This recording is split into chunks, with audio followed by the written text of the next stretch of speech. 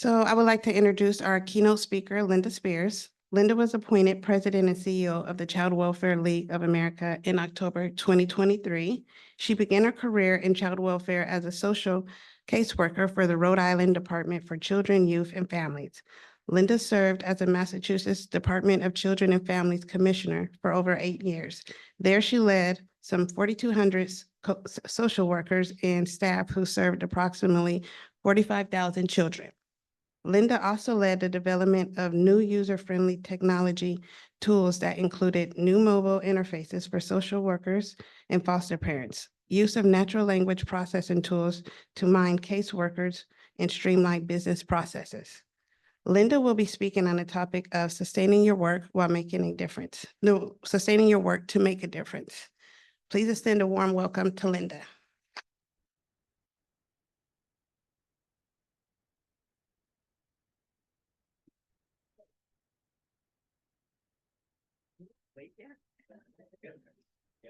Getting there. Well, I'm with you. I am in the getting there category. So we're going to see how this is. Oh, apparently I'm not as tall as Janelle. How are you today? Good. Yeah. You had a good day yesterday?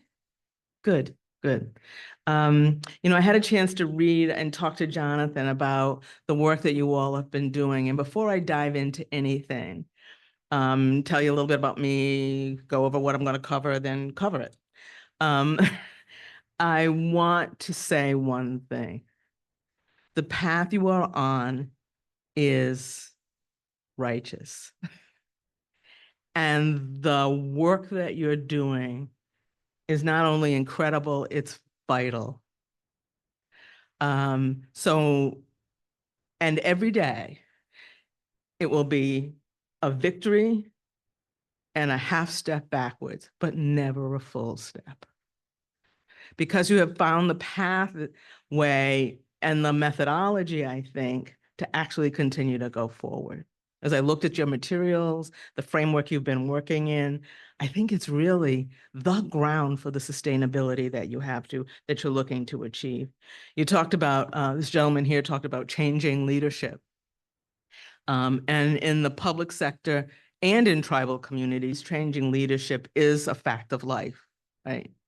It may be worse now these last 3, 4, 5 years, but it is always present, and it is always something that has tended to get in the way of our ability to do good work in governmental organizations, right? It's one of the things that gets in our way and makes sustainability really, really hard. But I'm going to back up a minute and tell you a little bit about myself, because just that's the way I'm supposed to do it. There's an ethic to how I work. To tell you, I am Linda Spears, and I am the daughter of Gloria and Donald. They are both deceased. Gloria was a child welfare social worker for all of her career and spent most of her career talking about, how do I make sure that kids have the families that they need, that the families that they have are strong enough to raise them and take care of, right? My dad, on the other hand, was an engineer.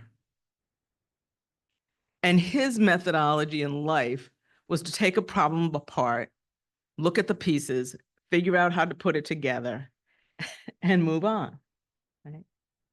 My mom is African American. My dad is Native American. I'm an enrolled member of the Narragansett Indian Tribe of Rhode Island. And for me, those two sort of mantras actually epitomize what I think is the heart and soul and the methodology of sustainability. And I'm going to walk through a little bit more, but one really is the focus on the people, and the other really is the focus on the how, right? How do you actually do those things? So when I was at the Massachusetts Department of Children and Families, I learned a bunch of things. I'd been in the public sector before. I grew up in the public sector, and I worked at Child Welfare League of America for many, many years before I went back to the public sector as a commissioner. And for me, the question of sustainability in child welfare and in children's work has always been there. right? We use different words. You know, we're really good in our fields of income security and child welfare, of taking the same old problem and calling it something else, and taking the same old solution and calling it something else. But in reality, it is the same problem, and the solutions are the same. The challenge has always been sustainability. It has always been, how do we take good things, teach another generation, teach someone new coming in, and be open to creative ideas, creative input, creative participation from others other than us. You guys are working in a framework that includes collaboration and relationships, implementation resources, organizational context, practice, and program integration, right? That's the framework you're looking at for sustainability. I'm going to try to make those things a little bit alive as we talk today and tell you, I tell stories. It's kind of what I do. And I want to tell you a little bit about how I worked in change, not only organizational change, but in sustainability when I did the work in Massachusetts. You'll see some themes. So when I went back to Massachusetts, I had been in these guys' roles, the consultants, your team members who have been doing the work with you and helping you organize. That was the person I was when I worked at Child Welfare League of America. And I had worked with public agencies and tribes and others across the country to help them create change in their organizations. And I was good at it. And agencies made change. And then I ran an agency and I realized just how challenging it is to sit inside the agency and sustain that over time. But I went back to an agency that I had actually grown up in, and found the place to be kind of a mess. There had been child fatalities. There had been really good people who were stuck as all get out, who couldn't get out of their way to get things done, right? You may recognize it. Policies had not been updated in years. Work groups were working on projects for 2 and 3 years at a time and making like this much progress and wondering what was going on. People felt defeated because they couldn't make change.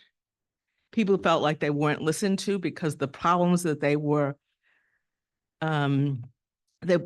describing and surfacing for managers were not being addressed, even though the managers thought they were addressing them, right?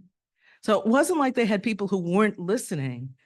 They had people who didn't understand the true nature of the problem that staff were facing and how to fix it.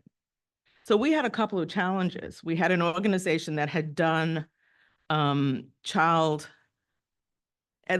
shifted to try to do more family support and less sort of intrusive child protection, which is a theme in our field today, but had made some mistakes along the way and had let go of a focus on child protection and had forgotten the fact that when we work in these agencies, we have kind of this dual mission, right? To support families and to keep kids strong. And there was turf wars, and often barriers were in the way to getting things done. You all have been in this boat, right? You all live there, right? Things you want to get done. So-and-so down the hall doesn't want you to get it done. You can't get anybody to make them get it done, right? And you're stuck, right? And you try to figure a way around, and then you're stuck. Or you don't have authority. You don't have permission. No one is listening. So how do you begin to get past those things? I knew that when I went in there were a couple of things I had to do. And one, I had to push really hard to get some results. This is the public sector. There's not a lot of patience for sitting around twiddling our fingers and thumbs and spending the next 6, 7, 8 years trying to get change done. My view is that it takes 5, 6, 7 years to create deep change. But deep change happens on the back of small, successful change, right? That's how you get to deep change. You get to deep change by changing the little things about how you work, by taking that big mega problem and solving each of its parts and celebrating those solutions, right? Celebrating along the way. And it does two things for you. It creates a way to have successes along the way, right? To not have the best be the enemy of the good and not say, how do I get there? It shows the world that you are making changes. It shows the people that work with you, whose work you're trying to change, that they can change, right? So anyway, so we started the work. And one of the things that I sat there and I said, this is just going to be really impossible to do. I don't know if we can make this. And one of the things I had heard first off was that I was focusing on, when I first went in, I think I spent 4 or 5 months really focusing on listening to people. I listened to social workers, I listened to managers, and the words were always the same. And they were always about the resources, the ability, the supports and skills to get the job done. So I want to share with you a little bit of a framework that I think will help you think about sustainability, that in my view is the nuts and bolts behind the framework of the one you have, right? So let's see. Let's make sure I have my notes in order. One of the things that I think was probably the first thing that I wanted to pay attention to was putting people first. I really understood and I learned more and more that the thing I needed to do was listen and listen hard, not listen, have a solution, and assume that my quick fix was the answer to the question. And I'll give you an example. Frontline social workers were complaining about caseloads. And managers were telling me the caseloads were better than ever. I'm like, we're at our caseload standard. We've met the legal requirement. We're in really good shape. And this is the first time we've ever been here. So what was the disconnect? Can you guess? In reality, the disconnect is that the experiences of individual workers on the ground was not uniform. Right? So what I had to do is two things. In order to solve that problem, I had to listen intently to what they were describing to me, to understand that they weren't all having the same experience. But what was happening is the tone and the language of those who were overworked and overwhelmed in particular offices and for particular reasons was driving the narrative across the agency, such that everybody felt overwhelmed, even though everybody wasn't. Right? So one of the things that we really, really focused on was doing that. And when the way that we did it was principle number 2, and I'm going to come back to principle number 1 because I'm not done talking about people stuff. But the principle number 2 to me is the data and the information. But it was vital for us not to be stuck on what I would call the high-level tyranny of large numbers, right? Dig in to your numbers. There's more than one story in your numbers if you look at them closely. So I looked at the numbers. We had a 17-to-1 caseload. That was the caseload standard at the time. And I kept saying, well, what's wrong? Either 17 is too high and everybody's at it, or there's more to this story. Now, 17 is too high, right? That's another question. We got it down to 15. However, one of the things that was very, very clear once I started to look at it was that we were using an average as managers to say we were okay. But the experiences of individual offices, individual functions, and individual workers was not the average. They all had unique experiences. And what we discovered is that maybe, and we looked at the individual offices and we said, okay, this office over here in Springfield, they're at 19, so maybe they get to complain a little more than this office over here in Brockton, and they're at 15 and in reality, we started to do something different in the way we counted. Instead of looking at averages and saying number of cases divided by number of workers equals the answer to the question, we started asking more nuanced questions. The one was, let's do a frequency distribution rather than simply looking at an average. And a frequency distribution just tells you how many people have what, right? So instead of saying the average is 17-1, we said, how many workers have 13? How many workers have 14? How many workers have 15? How many workers have 16? How many workers have 17? And what we found out was, when you have an average of 17, more than half of your staff are over it, right? And it was, it's like something that we had, as an agency, the agency had failed to understand what an average really was. And that by living on the averages, you weren't actually understanding the experiences of workers and solving problems so that they could carry cases. Now, when we looked at the numbers and said over half of our workers are too high, do you think I had the money to hire that many social workers? I did not, right? There's a lot of social workers. So one of the things that we decided to do was two things. We created an initiative just around this, right? To lower cases and get people down. And the way that we did that was by breaking the problem into its component parts. Let's help all the workers who are really at outlier levels, 22 and 23. And let's get them all to a good place.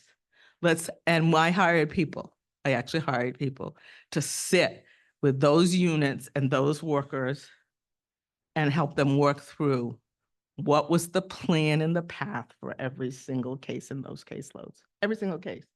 So it was making a big problem, whining about caseload, and doing the analysis to get deeper into the nature of the problem, and then tailoring the solution to the nature of the problem and biting off bits of the problem at a time, taking the offices with the biggest problem and working with them first, right? Because I didn't have a consultant for all 29 offices, right? But really taking that to heart and looking at how the data was done. We also had this thing about data where we were using, and I think this is where you can make a difference as well. We were using what I would often call retrospective data. We used to do monthly reports. Do you all do monthly reports in your agencies that tell you what happened last month? That really gets generated a month after that. The good news, new data systems help us do a little bit better than that today. But in reality, old data doesn't help you make fast change. Old data helps you understand a problem a little bit as it used to be. When you really look at what happens in offices and in projects and in initiatives, things change really fast. There are some things that change really slow, but there can be something that comes along today or tomorrow that impacts your ability to do something. And when you have today's numbers in front of you today, you could actually figure out what was the source of the problem. Right? When we had caseload numbers on a regular weekly basis, we could figure out, Mary Jo's getting overwhelmed, and we can manage to help Mary Jo get better and figure out how to help her do some solutions. Why is Mary Jo overwhelmed? Because she had 3 emergencies in her caseload last month. Right? It's not because she's lazy. It's not because she's, doesn't like to do her paperwork. Maybe she does, maybe she doesn't, but she had 3 emergencies. So how do we wrap around workers who have emergencies? As a result of that caseload initiative, we changed the entire way that we did caseload counts and the way we did the formula and the way we did staff allocations back to people to minimize that. We ended up taking staff allocation formula and changing it from number of bodies, number of cases, divide and conquer. We went to number of allocated bodies, right? Number of people sitting in chairs, vacancy rate, right? Vacancy rate, leave rate, how many people are out on long-term leave, how many people, what's the average vacation time, et cetera. A much more nuanced and detailed understanding of what was that 30 workers was not 30 workers capacity day to day. 30 workers was probably 27 workers capacity every day, right? And by doing that, we were able to get to the place where 80% of workers were at or below caseload. It blew up at least 3 times after that because of shifts in the field. And that's where another principle comes in that I think is really important. That's agility. Agility to change matters a great deal. I'm a firm believer, don't be stuck on the next thing you were going to do that you thought was perfect. Stay stuck on your goal. Stay stuck on the result you're trying to achieve. The path along the way may have to move a little this way or that way. It may slow down, it may speed up. You may have some really creative idea, but someone new on the team who can assist you and help you think differently about a problem. Be open to the flexibility that it takes and the agility it takes to adjust to that. Make sense? Yeah. For me, it's just incredibly important. One of the other pieces really is the how, and agility to me is part of the how as well. And part of the how really has to do with, I think, the teams that you've already formed and the work that you've already done to engage communities and people, to engage across agencies, and to engage others within your agency in the work that you're doing. I would tell you to double down on the things that keep your communication and your strategy really strong among your team members, et cetera. So I created a team. When we started, our managers, I literally went to management meetings, which was all of my managers statewide. And I would stand up there the first 2 months and I would ask them, so tell me what's going on, what's the problem? What are the problems you'd like to solve? Crickets. Crickets. Right? So by month 3, I said, okay, I'm going to stand up here again and I'm going to ask you the same question again. And I'm going to say to you this time, if I don't know about it, I can't help you fix it. Right? So for me, it was really, really important to create an opportunity outside of a room with 65 people in it to have people participating in the solution building beyond your core team, right? Including driven by your core team, led by your core team, but beyond your core team. As you all think, and all of you are talking about, how do we bring other people in? How do we make sure other people are with us? Part of the thing we did, so I created team meetings. Half of the 60 some odd people sat in a room with me 2 times a week. For 2 years, 2 hours every time. No, actually for 8.5 years. We changed the nature of the meetings halfway through, but at the beginning, 2 times a week, every week, 30 managers from around the state. And actually sat down and talked about the core problems of people, policy, data and information, all of the barriers that we had to the changes that we were trying to make, which was to create an agency that was accountable, that kept kids safe, that worked really hard to help families heal successfully. But to do that, we had to be functional. And to be functional, everybody had to be in the pool. And in order to participate, so one of the things I did intuitively after the first couple of rounds And we used Agile Scrum as a methodology, and I don't know those of you who know it, but part of the reason we used it because it does break things into small pieces, and it allows you to celebrate your successes along the way. And it keeps you accountable to short timelines that build up to the big hairy goals that you're trying to achieve.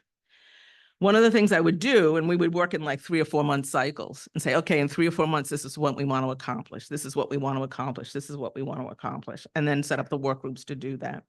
And every 3 or 4 months, at the end of one of those cycles, I would drop out some people and add others, keeping a core of people the same throughout, but allowing others the opportunity to come and play and be part of the equation, be part of the solutions, and to understand how it worked, how you were trying to achieve change, how you were using the data and information, how you were looking at collaboration with others in the community, and how you were holding yourselves accountable.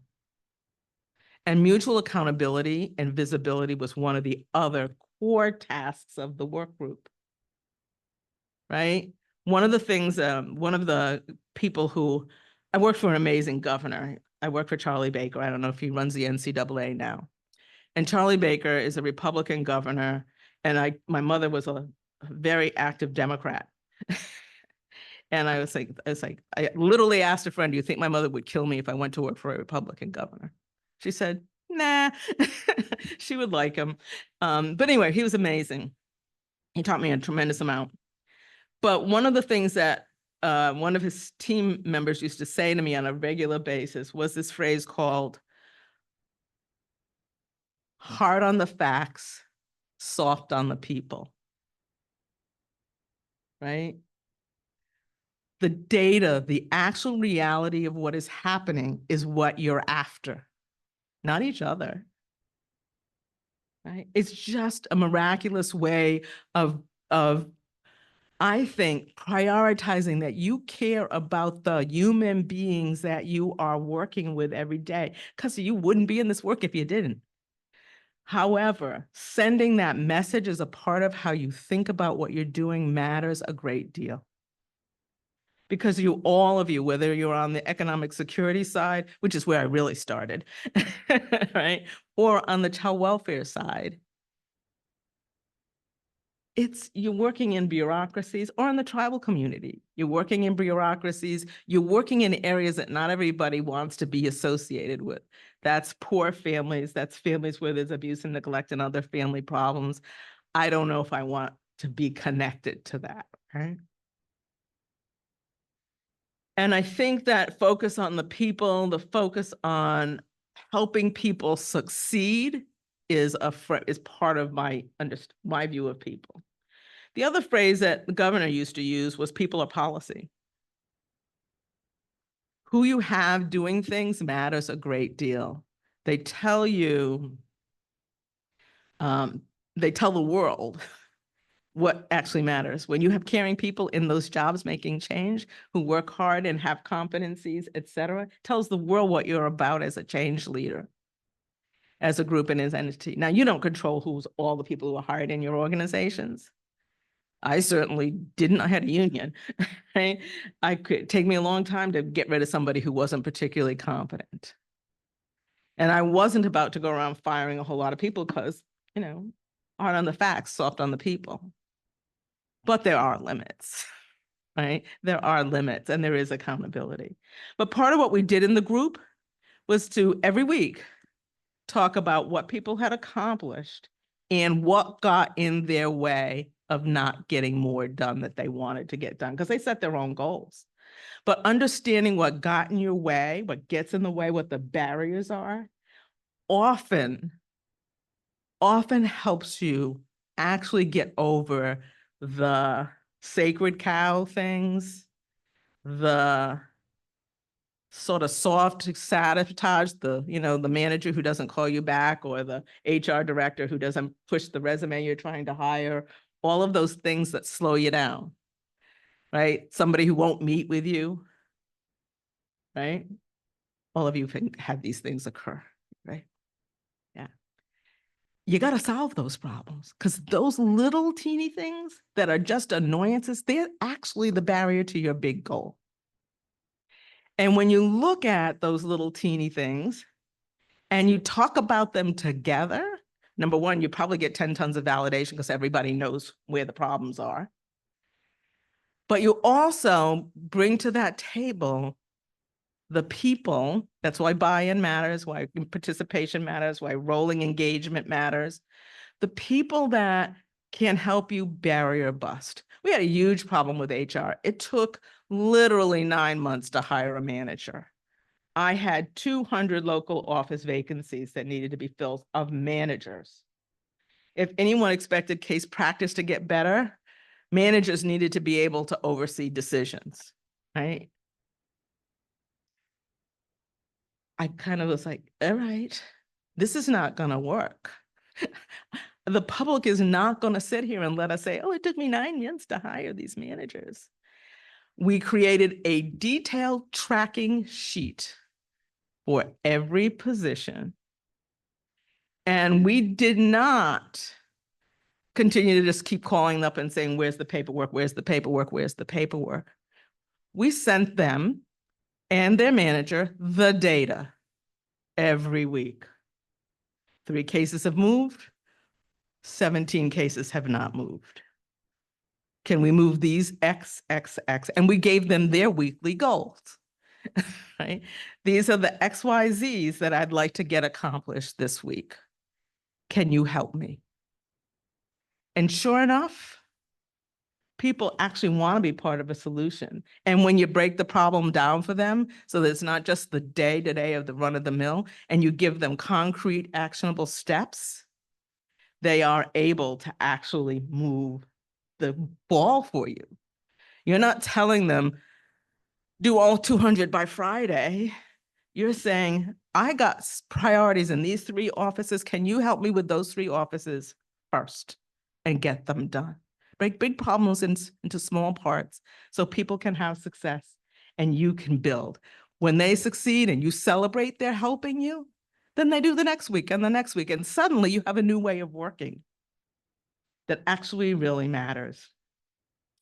So for me, the people thing is a wonderful way to build collaboration. It's a wonderful way to build partnership and trust. You know, for me, coming from a tribal community, I come from a very, what I would call passive resistant community. We are an interesting tribe. We say no to everything and then we say yes. But we say no to everything 25 times. And part of that is about making sure that people, it's our way of testing, right? It's a little bit of testing to say, are you really here with me? Or are you just playing, right? Are you willing to collaborate? Is this a trust? Are we going to build a trusting relationship around which we can do work? Every tribal community is different, has their own way of working, but that's ours. So for me, understanding the value and importance of trust in the way that we work actually matters a great deal.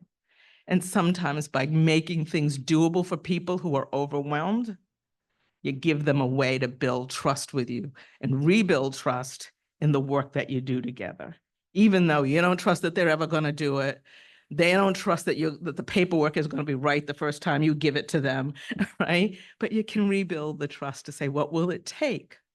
The other thing is never accept never. Always, never say, can you? Say, what will it take for us to be able to accomplish this?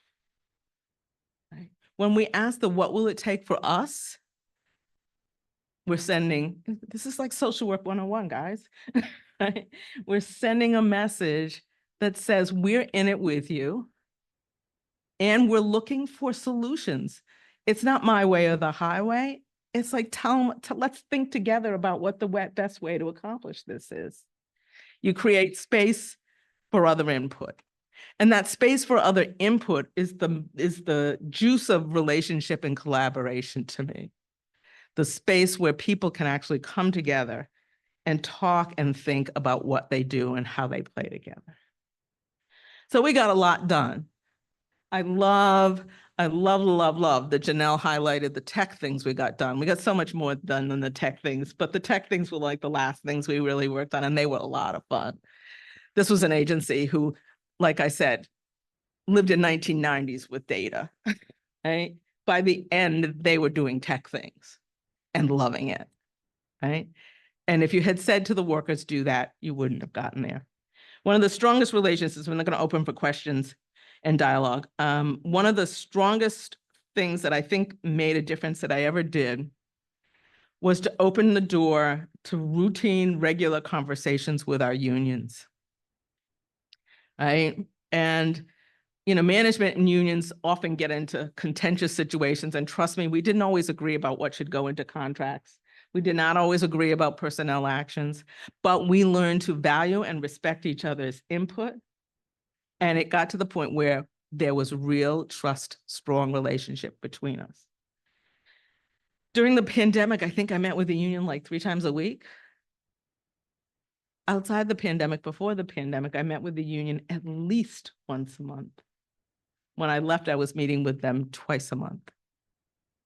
And part of what that did was help me to hear the little details of the problems and the nature of the things that they were paying attention to. So I understand that I'm running quickly out of time, so I'm going to stop right here, and I'm going to give you a chance to ask questions or make comments. Any thoughts are yours.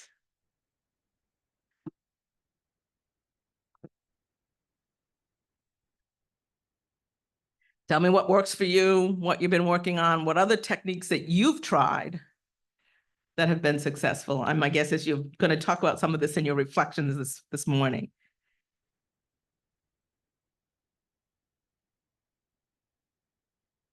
They were quiet yesterday morning too. They're not. It's just they're not quite awake yet. They're just taking it all in. They need another cup of coffee.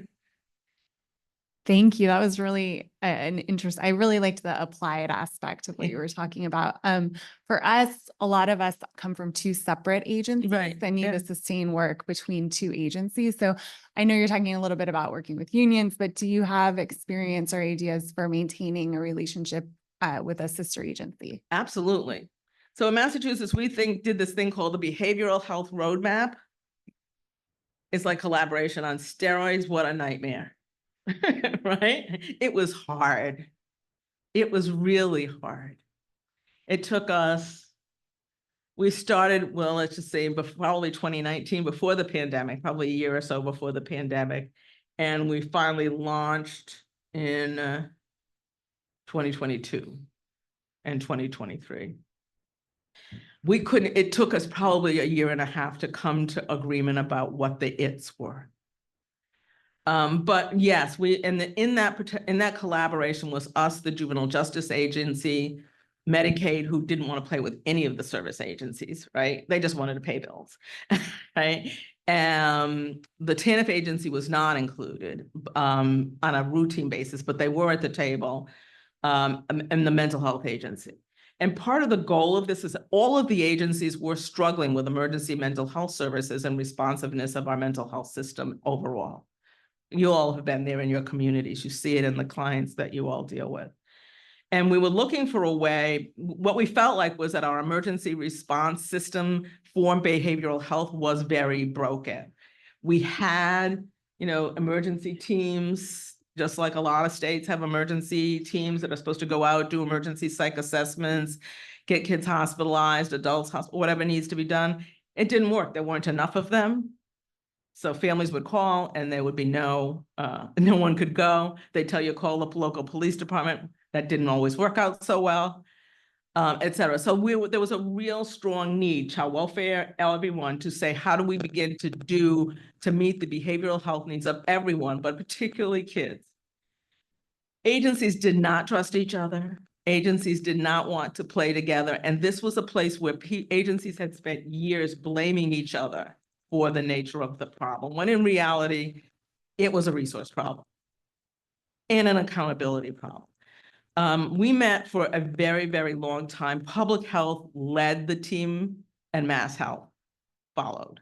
And we pushed, and we had to, as members of the team, each of us had to figure out how to begin to communicate and understand each other, and how to collaborate together to get things done.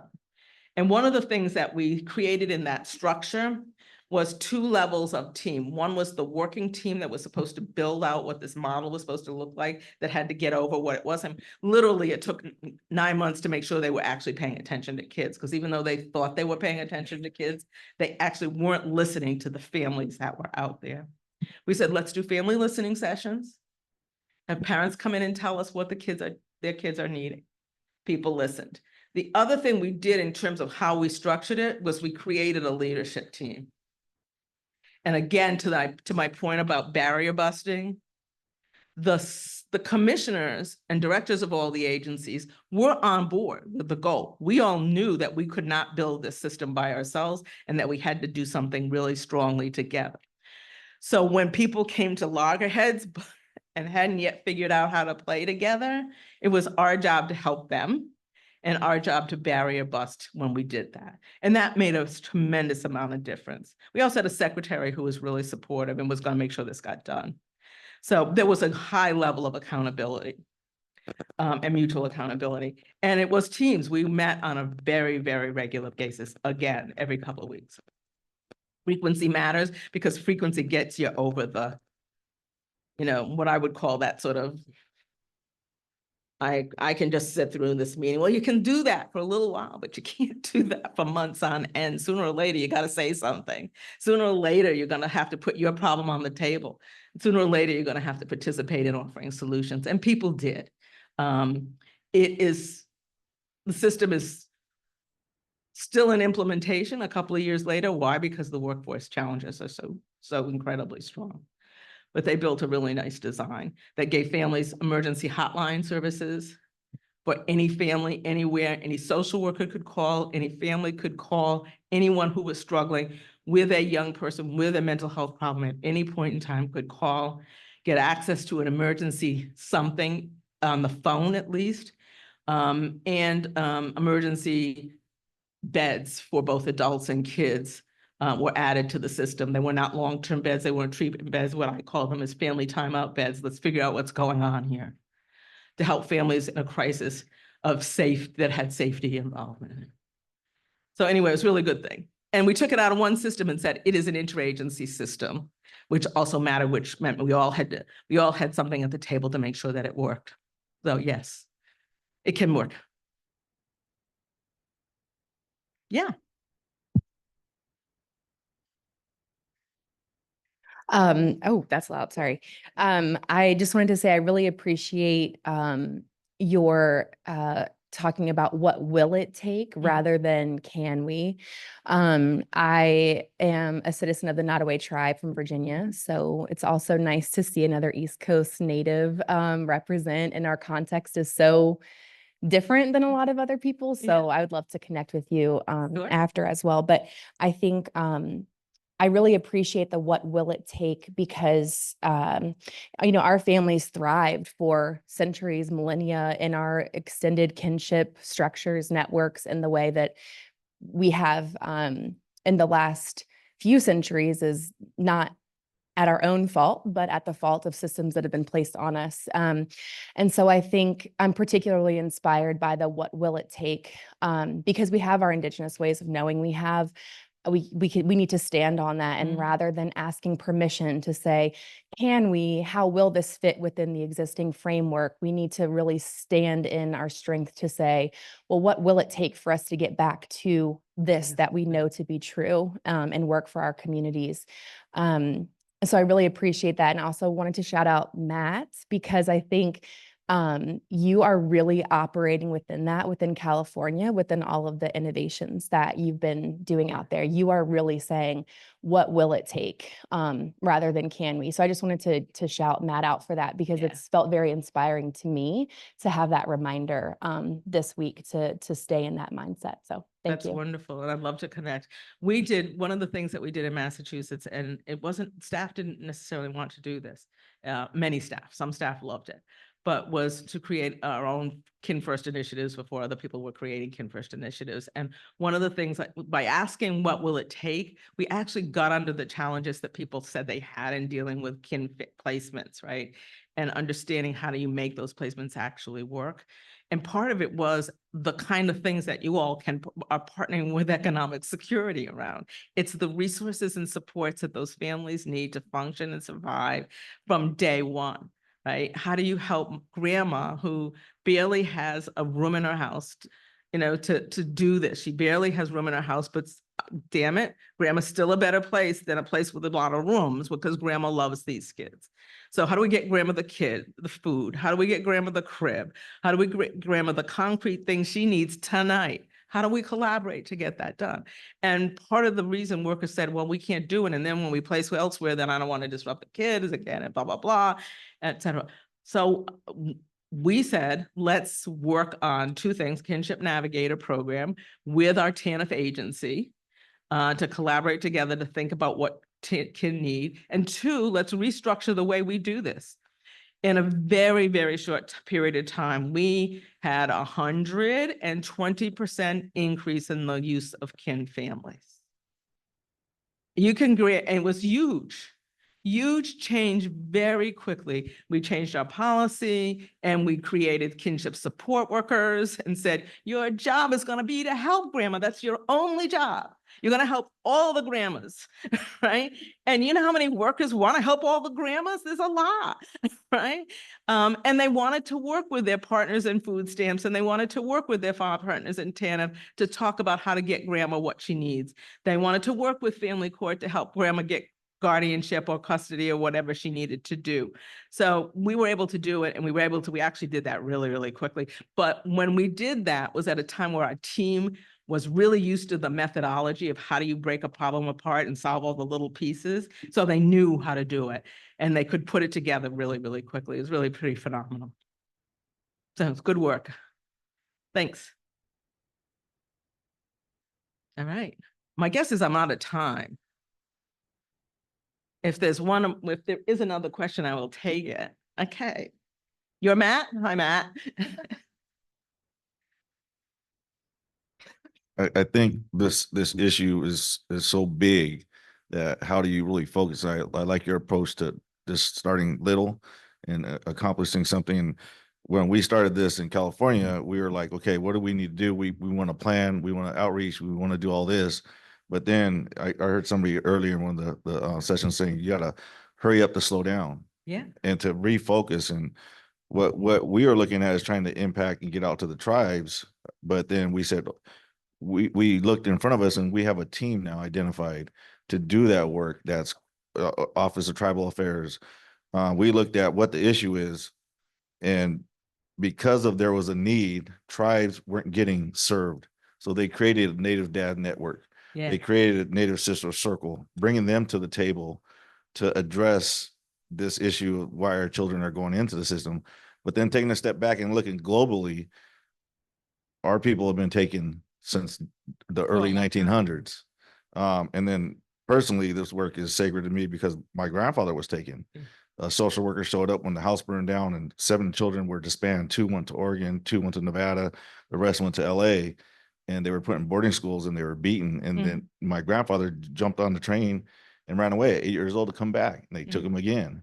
Yep. And so looking at meeting them, like I said yesterday, meeting them where they are and addressing them and their concerns, because people want to know why TANF's involved. Well, when natives went to the county, they were turned away. And so they just didn't go anymore. So they lived together in community, but there was no funding.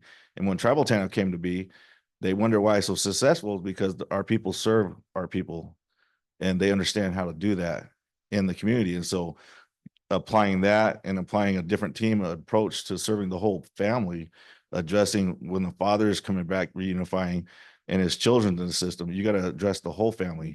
Exactly. And not just one member. Exactly. And so that's what we're trying to do. I know we got big ideas, but we're hoping soon that we could outreach and get this thing going. Well, and sometimes building those capacities, building those relationships all matters, right? It's all the pieces to the puzzle that you're building. And congratulations on the really great work. The notion of of saying, let's not just solve the end, but understand what's really happening underneath. So it's a, you know, to me, it's always a both and. Let's solve that problem, but also let's figure out why that problem happened. Because if we don't figure that out, right? I mean, I look at what happens and has happened in child welfare, and quite frankly, I would attribute a lot of it to the 1996 changes in TANF. Right? I think that we are more tied to each other in our policy context, the rules and regs, than we know. The things that happen in one agency impact what happens in the other. So we live with that impact every single day. If we don't figure out how to collaborate, we'll never get to the root, right? We are dealing, and you know, when I was a worker and I went from being a worker on the AFDC side to being a worker in child welfare, and I kept saying, these are the same families, literally. Literally, I had some of the same cases, literally. So what is the, you know, and back then TANF had caseworkers, so we could do a lot of family support work. We could do a lot of family prevention, which is not the same as it is today. But those are the mechanisms that we have to work together to rebuild how we do it. And quite frankly, when TANF and the AFDC agencies did it, it was called surveillance. Now child welfare does it, it's called surveillance, right? In reality, what we have to do is return it to community with the supports and tools that communities need so that government can do the job that we need to do, which is to provide resources, supports, and a baseline of protection when families need it. But other than that, our job is to build back what communities already know how to do and help them do it and figure it out. So anyway, thank you for the great work, all of you.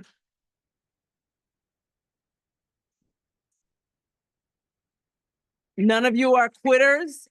I'm guessing all of you are in this for the long haul. So I hope to see all of you at other venues and other opportunities and hear how you're doing. It's great to meet you all.